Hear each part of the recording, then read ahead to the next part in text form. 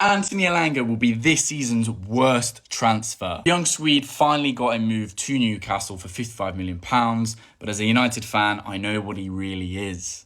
My issue with Elanga is not directly his output. As you can see, 17 goal contributions is really top, and he's only behind Jacob Murphy. My issue with Elanga is the style of play, especially at Forest. Now, to see what I'm trying to get across, look at the fast breaks. 14 for Elanga, 7, 6 and 8 for the other Newcastle wingers. Remember that. When you look at last season's possession stats, you can see Forest are 18th.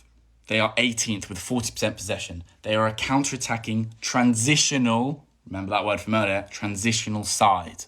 Now, when you compare that to Newcastle, bosh, it is light and day. Because Newcastle are a more possession-based side, they are not a transitional side. Well done. Stay with me now. We're going to look at the stats. Passes attempted, passes completion, pretty poor. Obviously, a winger's got to create chances. They're not necessarily going to complete all their passes, but you'd still like that number to be a little bit higher. Progressive carries, fairly okay. Progressive passes received, 60th percentile. That is because he's much higher up the pitch to receive those counter-attacking opportunities. Let's look at the Newcastle wingers. Jacob Murphy, for example. Shout out the workhorse, top lad. Passes attempted, so much better.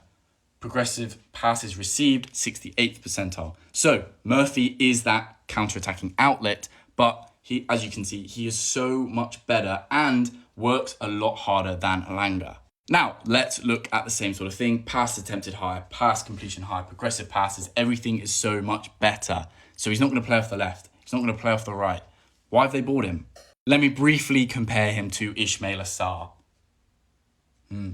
Does that remind you of anyone else's pattern that we've looked at? It should remind you of Elanga because, say it with me now, they are transitional players playing in transitional sides. Now, Newcastle began under Eddie Howe as a transition-heavy side, but now they are gaining more and more possession of the ball. And to be honest, I think they're really trying to break into that top three.